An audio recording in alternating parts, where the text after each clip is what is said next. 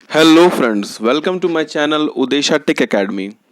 Friends, आज हम लोग जिस टॉपिक पे बात करने वाले हैं वो है सी शार्प, उसके इंट्रोडक्शन, टोकन्स क्या होते हैं, सी शार्प की हिस्ट्री क्या है, उसके अलावा उसके फीचर्स और भी बहुत सारे जो बेसिक टर्म्स हैं लाइक ऑपरेटर, कीवर्ड्स, वेरिएबल्स, ये सब चीज़ों को लेकर हम बात करेंगे।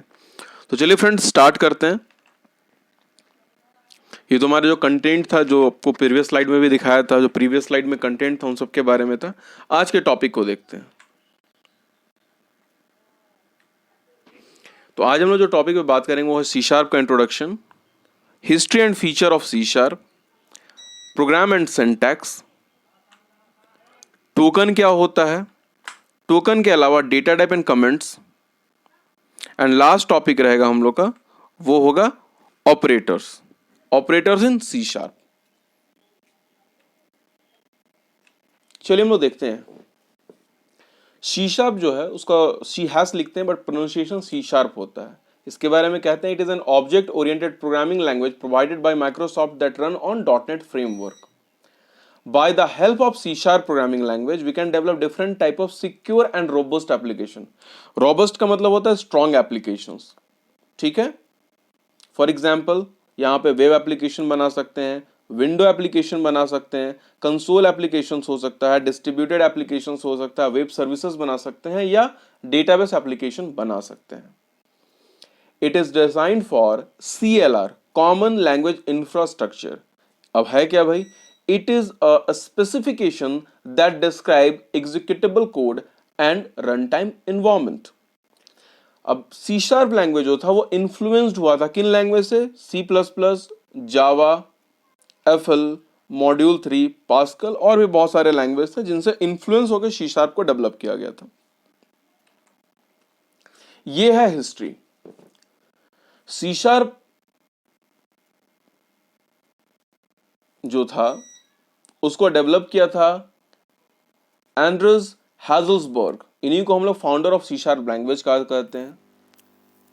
सी शार्प जो है वो जावा और C++ का कॉम्बिनेशन है। It has many additional extensions used to perform component oriented programming approach. अब जब पहला वर्जन आया था उसमें बेसिक फीचर डाला गया था। 2.0 में generics, partial type, anonymous methods, nullable type, इन सबको ऐड किया गया था। 3.0 में वैर, लिंक, लैम्डा एक्सप्रेशन, इनको भी हम आगे जो पढ़ेंगे तब इन चीज़ों को ऐड किया गया। 4.0 में dynamic binding, name and optimal arguments. 5.0 में asynchronous method, caller info attribute, इन सबको ऐड किया गया। और सी शार्प 6.0 जो 2015 में ऐड हुआ उसमें auto property initialization, null propagating operators, exception filter, using static members, इन सब चीजों पे हम बात किए। तो ये हम लोग का है हिस्ट्री ऑफ सी शार्प। अब आते हैं features. What are the features of C sharp language? तो सी शार्प लैंग्वेज का सबसे कॉमन फीचर अगर देखें तो सी शार्प लैंग्वेज में सबसे पहले तो ये सिंपल है। दूसरा है मॉडर्न प्रोग्रामिंग लैंग्वेज है। मॉडर्न प्रोग्रामिंग मतलब ऑब्जेक्ट ओरिएंटेड है तो मॉडर्न ही होगा। टाइप सेफ है, आप यहाँ पे पॉइंटर यूज नहीं कर सकते हैं। पॉइंटर यूज करने के लिए स्लैश अनसेफ लिखना पड़ता है। आगे जब पॉइंटर पढ़ाएंगे तो आपको दिखाएंगे कि कैसे ये अनसेफ हो जाता है। इंटरपोर्टेबिलिटी, एक जगह से दूसरी जगह मूवेबल है। स्केलेबल एंड अपडेटेबल है। कंपोनेंट ओरिएंटेड होता है। स्ट्रक्चर्ड प्रोग्रामिंग लैंग्वेज है। रिच लाइब्रेरीज है। रिच लाइब्रेरी का मतलब यहाँ है क्लास लाइब्रेरी। फास्ट स्पीड है। डेफिनेटली इसमें डेवलपमेंट या इसका प्रोसेसिंग काफी फास्ट होता है। तो जो हम लोग दिखाएंगे जीयूआई फॉर्म बना के आपको दिखाएंगे कितना आसानी से हम डेवलप करते हैं एप्लीकेशंस को। ठीक है। उसके बाद आता है सिंपल सी शार्प प्रोग्राम। अब जैसे यहाँ पे एक सी शार्प प्रोग्राम है, इसमें दिखाया है let's see the top 4 ways to create a simple application. यहाँ एक यूजिंग सिस्टम लिखते हैं, आपके थ्रू कर सकते हैं। यूजिंग पब्लिक मॉडिफायर है। Using name space. तो हम लोग अभी विजुअल स्टूडियो के थ्रू देखते हैं कि मेरा प्रोग्राम डेवलप कैसे होता है। सबसे पहले उसके लिए I am going to open Visual Studio 2015।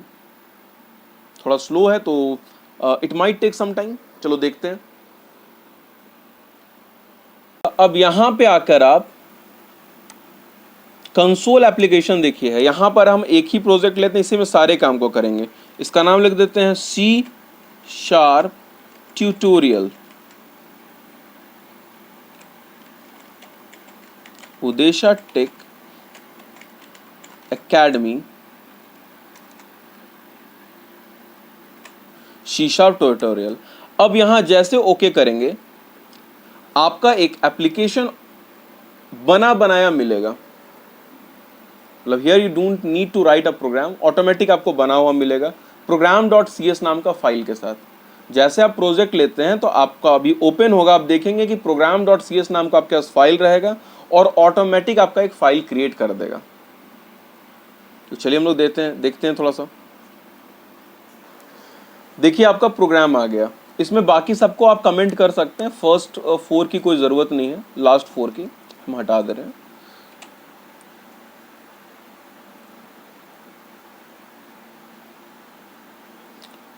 ये मेरा नेम स्पेस हो गया और ये मेरा प्रोग्राम है। नाउ अगर हम इसको रन करते हैं तो रन करने के लिए सबसे पहले एक प्रोग्राम लिखना होगा। एक मैसेज लिख देते हैं, कंसोल डॉट, आप देखिए WR लिखेंगे तो राइट या राइट लाइन आएगा। राइट लाइन करने से क्या होता है, आपका कर्सर न्यू लाइन, एक मैसेज देने के बाद आपका एक न्यू कर्सर जो है न्यू लाइन पे आ जाएगा, यानी न्यू लाइन क्रिएट करेगा। C++ में /n आप यूज करते थे। एक हम यहाँ मैसेज दे देते हैं राइट लाइन लिखने के बाद, हेलो वर्ल्ड। जैसे आपका प्रोग्राम लिखने हो गया, अब आप इसको रन कराते हैं। स्टार्ट जो बटन यहां पर देखिए, एक बटन है, उस पर क्लिक करेंगे, आपका प्रोग्राम एग्जीक्यूट होगा। Let's see how it is working. देखिए जब भी प्रोजेक्ट होगा फर्स्ट टाइम बिल्ड करेगा, चेक करेगा इज देयर एनी एरर और नॉट। अगर एरर नहीं है तो प्रॉपर्ली वो रन कर जाएगा। देखिए बिल्ड हो रहा है एंड देन इसका exe फाइल क्रिएट कर दिया। थोड़ा सा टाइम ले रहा है इसको रन कराने में। देखिए ये exe फाइल जब भी कोई भी कोड होगा वो आपका रन करेगा तो exe फाइल बनेगा। देखिए ये रन करने के बाद रुका नहीं, स्क्रीन नहीं रुकने का कारण था क्योंकि आप स्टॉप नहीं किए थे। हम यहाँ पर क्या करते हैं, एक और कोड लिखते हैं, कंसोल डॉट रीड की। रीड की का काम ठीक वही है जो गेट ch करता है। हम अगर अपने स्क्रीन को रोकते हैं, कब तक के लिए रोकेगा, जब तक कि कोई की प्रेस आप ना कर दें। रीड की का काम क्या है कि ये चेक करता है कि अनटिल अनलेस आप कोई की प्रेस नहीं करेंगे तब तक आपका रुका हुआ रहेगा। अब देखिए स्क्रीन मेरा रुका हुआ है और यहाँ पर अभी तक हम कोई की प्रेस नहीं किए हैं। देखिए जैसे हम की प्रेस करेंगे मेरा प्रोग्राम ये बंद हो जाएगा, जैसे की प्रेस करेंगे। ठीक है, तो यही मेरा एक बेसिक प्रोग्राम है। अब क्या होता है, स्टैटिक क्यों लिखते हैं, वॉइड मेन क्या है, स्ट्रिंग आर्ग्स क्या है, console dot system dot console dot write line या कंसोल डॉट राइट लाइन क्या होता है, इन सब चीजों को थोड़ा सा हम देखते हैं। यहां पर एक क्लास है। क्लास क्या है भाई, तो क्लास एक कीवर्ड है जिसका काम होता है क्लास क्रिएट करना या डिफाइन करना। अब सवाल उठता है क्लास क्या है, तो एक क्लास के बारे में कहते हैं it is a user defined data type which holds attribute which defines attribute and behavior of a common group। For example अगर हम बर्ड्स बोले तो बर्ड्स बोलते ही दुनिया के सारे बर्ड्स आ जाते हैं, तो बर्ड्स इज अ क्लास। उसके एट्रीब्यूट होल्ड कौन कर रहे हैं, लाइक कीवी, पीकॉक, ऑस्ट्रिच। तो ये सब जो हो गए ये क्लास के जो ऑब्जेक्ट कहलाएंगे। ठीक है, इसको आगे पढ़ेंगे ऑब्जेक्ट क्या होता है। प्रोग्राम जो नाम था वो क्लास का नाम था। आप प्रीवियस स्लाइड में अगर आप जाके देखें तो क्लास प्रोग्राम, तो प्रोग्राम जो है ये क्या है, क्लास का नाम हो गया। अब स्टैटिक जो वर्ड यूज करते हैं, स्टैटिक का मतलब क्या हुआ, स्टैटिक का मतलब होता है it is a keyword which means object is not required to access static member. और यू कैन से स्टैटिक के लिए आप याद रखिएगा ऑब्जेक्ट के थ्रू उसको एक्सेस नहीं कर सकते हैं, इसको एक्सेस डायरेक्ट किया जाता है। वॉइड क्या है, एक नॉन रिटर्निंग डेटा टाइप होता है। ठीक है, जब आपको डेटा टाइप पढ़ाएंगे तो उसमें बताएंगे नॉन रिटर्निंग डेटा टाइप क्या होता है। मेन मेथड के बारे में कहते हैं, मेन जो होता है वो एंट्री पॉइंट होता है किसी भी प्रोग्राम का। आप एक, जैसे मैंने एक प्रोजेक्ट ले रखा है, उस प्रोजेक्ट में मैं थाउजेंड्स ऑफ प्रोग्राम्स लिख सकता हूं, बट उसके अंदर मेन मेथड एक ही होगा। जब प्रोग्राम कंपाइल करता है और एग्जीक्यूशन में जाता है तो कंपाइलेशन के टाइम चेक करता है कि मेन मेथड है या नहीं है, वो चेक करता है उसका एंट्री पॉइंट, प्रोग्राम यहीं से एग्जीक्यूट होगा। स्ट्रिंग आर्ग्स क्या है, it is use to pass value through command line argument. Command line argument के थ्रू वैल्यू कैसे पास करते हैं ये बतलाता है। कंसोल डॉट राइट एक मैसेज जो हम डिस्प्ले कराते वक्त किए थे, या राइट लाइन, दोनों के थ्रू कंसोल में आप टेक्स्ट को लिखते हैं। कंसोल डॉट रीड की क्या है, ये वेट करता है किसी भी की के इंटर होने का। आप कोई भी की प्रेस करेंगे उसका ये वेट करता है, जब तक आप की प्रेस नहीं करेंगे तब तक ये स्क्रीन को रोक के रखता है। इस वजह से हम इसका इस्तेमाल करते हैं।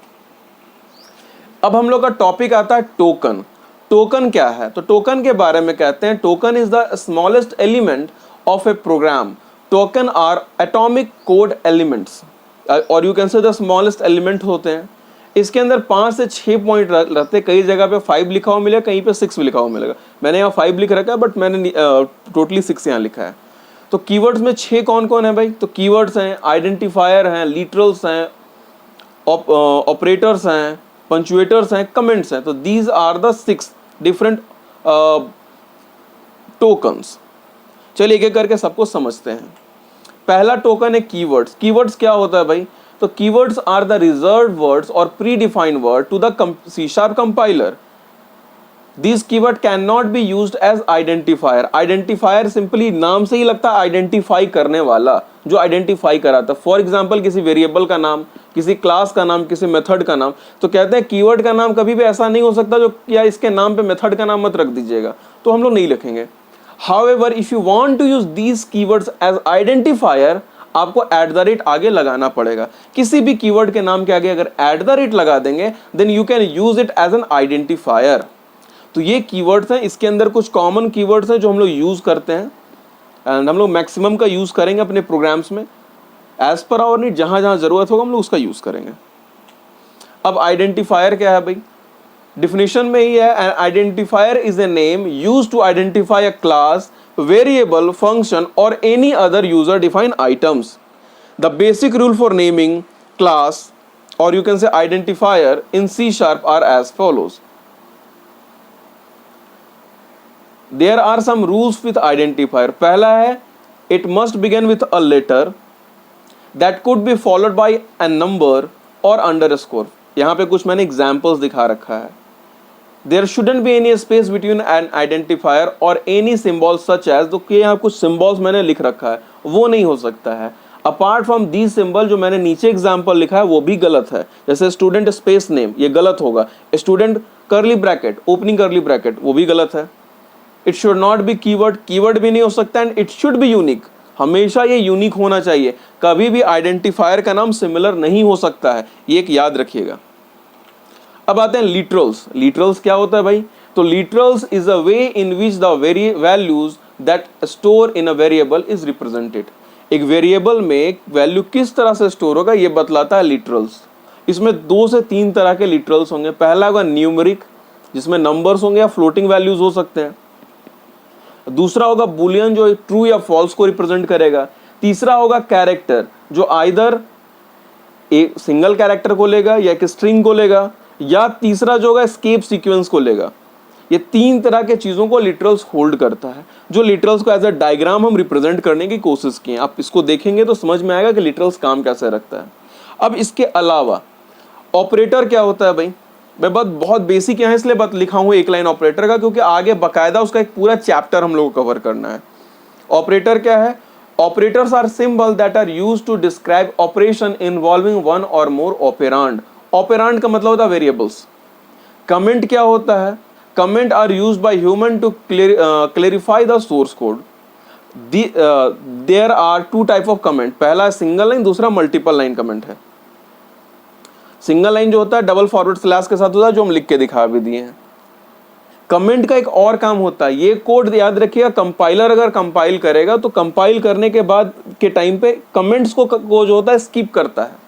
कमेंट्स कभी भी कंपाइल नहीं होता है। इसका हम लोग इस्तेमाल ही करते हैं कि कुछ अगर इंफॉर्मेशन ऐड करना है या कुछ एडिशनल इंफॉर्मेशन देना है तो कमेंट के थ्रू हम लिख देते हैं। अभी प्रोग्राम्स में हम लोग दिखाएंगे कमेंट्स कैसे काम करते हैं। अब एक होता है punctuators. They are the symbol that are used for grouping and separating the code.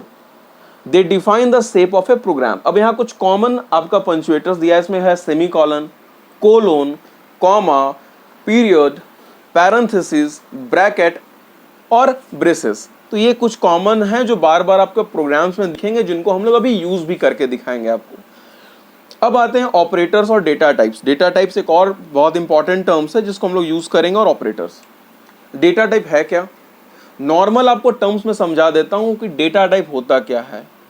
Data type बतलाता है कि एक वेरिएबल किस तरह का वैल्यू स्टोर करेगा। फॉर एग्जाम्पल, इंट से पता चलता है कि इंटीजर वैल्यू होगा, कैर से पता चलता है कैरेक्टर स्टोर कराएगा, स्ट्रिंग से पता चलता है कि भाई एक कलेक्शन ऑफ कैरेक्टर्स लेगा, किसी का नाम, एड्रेस, ये सब स्टोर कराएगा। ठीक है, अब डेटा टाइप को 3 कैटेगरी में कन्वर्ट तोड़ा गया। पहला वैल्यू टाइप, वैल्यू टाइप के अंदर आ गया शॉर्ट, इंट, कैर, फ्लोट, ये सब। दूसरा आ गया पॉइंटर टाइप, जिसमें स्ट्रिंग, क्लास, ऑब्जेक्ट, इंटरफेस आ गया, इसको रेफरेंस टाइप भी बोलते हैं। रेफरेंस टाइप आया, और तीसरा पॉइंटर टाइप आया। रेफरेंस टाइप के अंदर स्ट्रिंग, क्लास, ऑब्जेक्ट आ गया, पॉइंटर टाइप में पॉइंटर आ गया। पॉइंटर टाइप बहुत ज्यादा यूज नहीं होने वाला है सी शार्प में। अब ये सब कुछ कॉमन डेटा टाइप्स हैं जिसमें कि आप वैल्यू डेटा टाइप का ज्यादा यूज करेंगे, उसके अलावा रेफरेंस डेटा टाइप का। पॉइंटर डेटा टाइप ना के बराबर यूज होता है, इसको याद रखिएगा, क्योंकि सी शार्प पॉइंटर अगर आप यूज करेंगे तो टाइप सेफ नहीं रहेगा, तो टाइप सेफ नहीं रहेगा तो यूज करने का मतलब नहीं बनता है। अब देखिए, ये हमारे कुछ कॉमन ऑपरेटर्स है जिनको हम यूज करेंगे।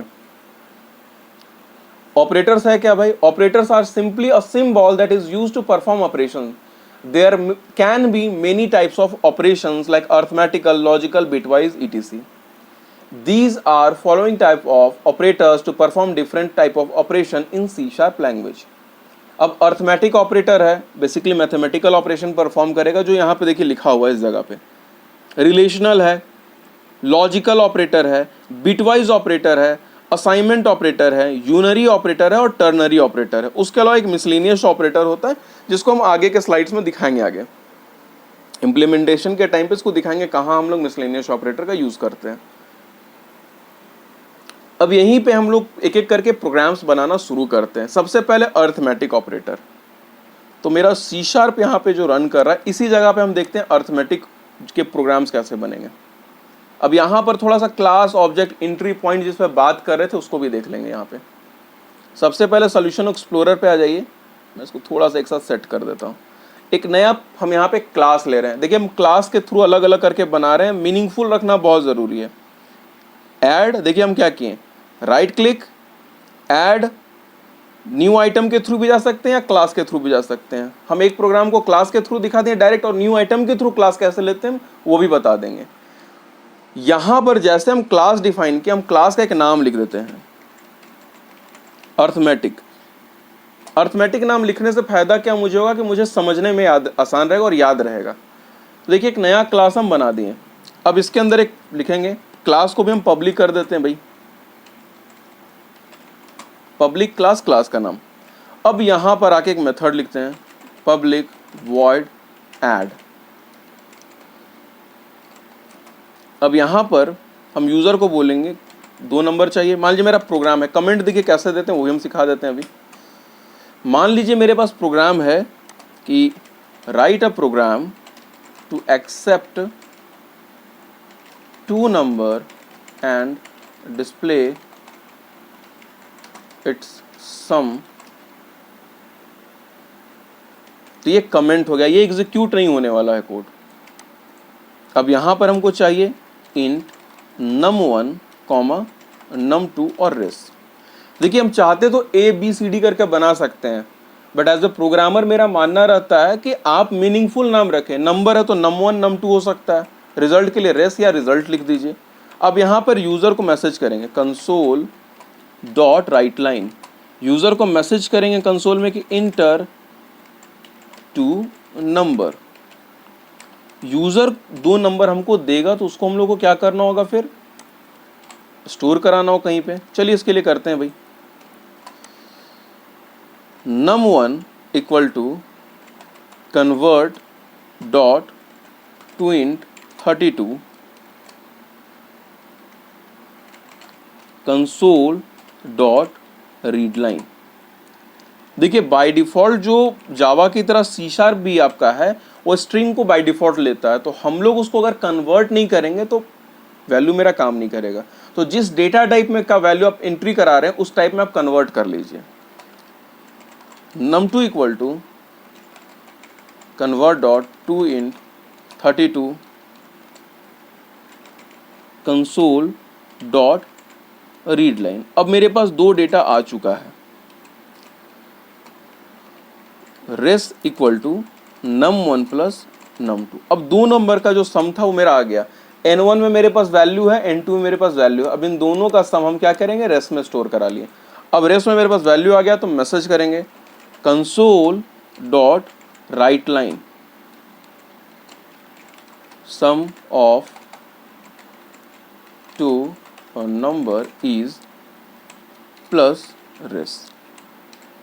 अब देखिए ये प्रोग्राम बना दिए हैं, अभी हम रन कराते हैं। रन कराने के बाद देखिए आउटपुट नहीं आने वाला भी है, अभी देखिए हेलो वर्ल्ड ही आ रहा है। ऐसा क्यों हो रहा है?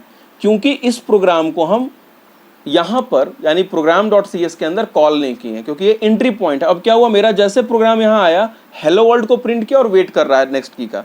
हमको अब यहां क्या चाहिए, सो देखिए ये जो क्लास है इसको हमको यहां पे कॉल करना होगा प्रोग्राम डॉट सी एस के अंदर। तो कैसे कॉल करेंगे, तो क्लास का नाम एंड उसका एक ऑब्जेक्ट बना देते हैं।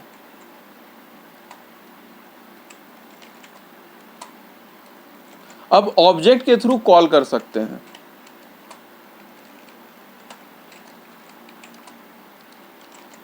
अब हम ऑब्जेक्ट के थ्रू कॉल कर सकते हैं। देखिए जब आपका प्रोग्राम रन करेगा तो रन कैसे किया, सबसे पहले आपका program dot C S run किया।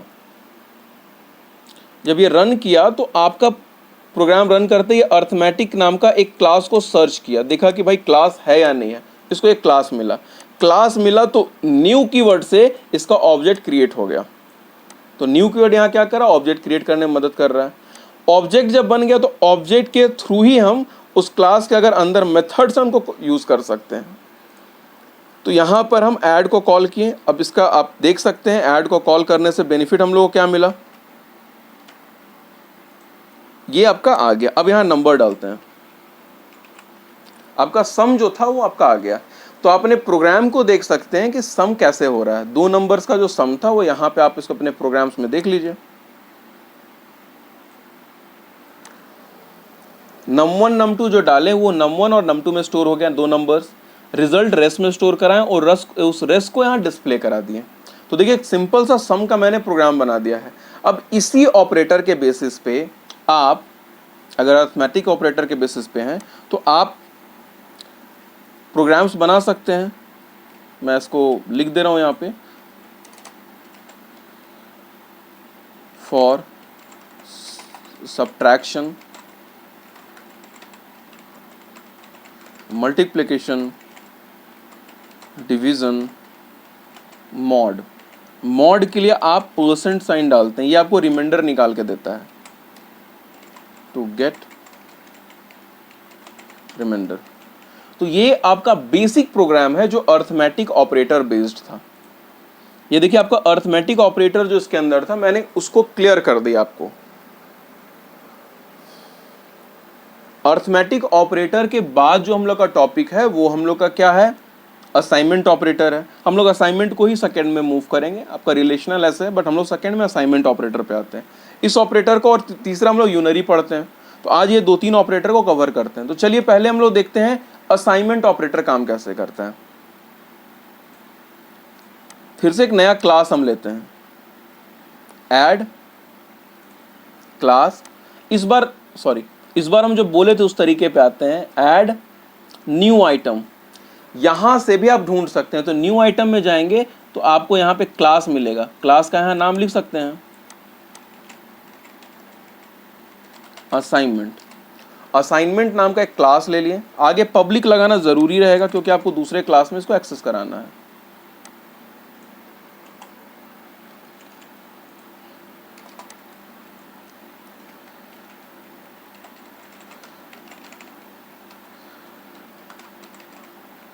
मल्ट नाम का एक बनाए, गलती से मैंने क्लास लिख दिया, पब्लिक वॉइड होना चाहिए। ठीक है, देखिए एक मेरी हैबिट होती है प्रोग्राम में, आप देखिएगा जब भी आप मैं बनाऊंगा मैं इस तरह से हमेशा लिखता हूँ ओपन एंड क्लोज।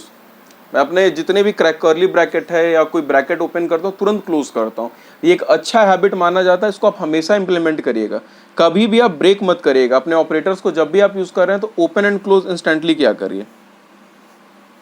ठीक है, तो चलिए int num1 num comma race. अभी लिख दे रहे हैं, दिखाते हैं, इसके बगैर भी हम लोग रेस के बगैर बना सकते हैं। मेरे पास कोड्स हैं तो मैं समय बर्बाद ना करते हुए मैं इसी चीज़ को डायरेक्ट लिखता हूँ।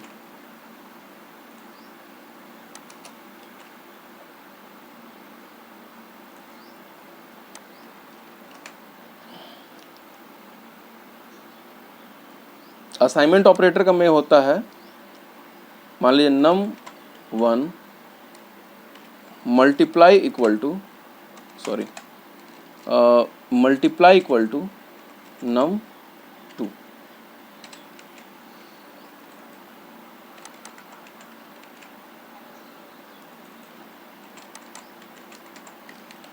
प्रोडक्ट या मल्टीप्लिकेशन ऑफ टू नंबर हम लिख सकते हैं। अब देखिए असाइनमेंट है तो हमको कॉल करना होगा यहाँ पे, तो अर्थमेटिक की अब जरूरत नहीं, इसको कमेंट कर देते हैं। कमेंट कर देंगे तो ये कोड मेरा एग्जीक्यूट फिर नहीं होगा। तो सेलेक्ट करते हैं, देखिए विजुअल स्टूडियो में कमेंट करने के लिए यहाँ एक ऑप्शन होता है, कंट्रोल के भी शॉर्टकट होता है, इसको यूज कर सकते हैं। Now come to the program. Assignment equal to new assignment. तो अगर असाइनमेंट क्लास बना होगा तो उसका ऑब्जेक्ट बन गया। डॉट मल्ट नाम का मेरे पास एक बना हुआ है। अब इसको रन कराते हैं और हम दिखाते हैं मेरे पास क्या मेरे पास कौन किन वेरिएबल्स की जरूरत नहीं पड़ेगी। टू नंबर्स, देखिए 2 नंबर का प्रोडक्ट निकल गया। ठीक है, तो यहाँ 2 नंबर का मेरा प्रोडक्ट आ गया। अगेन प्रोग्राम रन कैसे किया, मेन मेथड में आया, असाइनमेंट नाम के क्लास को सर्च किया, क्लास हमको मिला, उस क्लास के अंदर ढूंढा कि भाई मल्ट नाम का कोई मेथड है, अगर है तो उसको कॉल किया। देखिए यहाँ रेस की जरूरत नहीं पड़ रही है। आप इस कोड को ऐसे लिखें या आप नॉर्मली लिखते, तो ये कोड यहाँ इस तरह से लिखा हुआ है। अगर इस कोड को आप नॉर्मली लिखते तो कैसे लिखते, num1 equal to num1 plus num2। या तो आप ऐसे लिखे इस कोड को या इस तरह से लिखिए। आपको यहाँ एक एक्स्ट्रा वेरिएबल खत्म की जो नीड थी वो खत्म हो गई। तो ये एक सिंपल सा प्रोग्राम है जहाँ पे हम असाइनमेंट ऑपरेटर को यूज किए हैं। आप इसका आउटपुट देख सकते हैं। यहाँ पर क्या हो रहा है कि हम एक ऑपरेटर को असाइन एक तरह से बेसिकली कर रहे हैं। नंबर्स जो भी है मेरा प्रोडक्ट आ जा रहा है।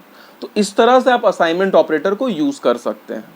अब इस पे भी आप प्रोग्राम्स बना सकते हैं सिमिलर टू यहाँ जो प्रोग्राम था, उसी तरह के प्रोग्राम्स को आप चाहें तो आप यहाँ पर यूज कर सकते हैं। हम यहाँ लिख देते हैं, write a program for addition, comma, subtraction, multiplication, reminder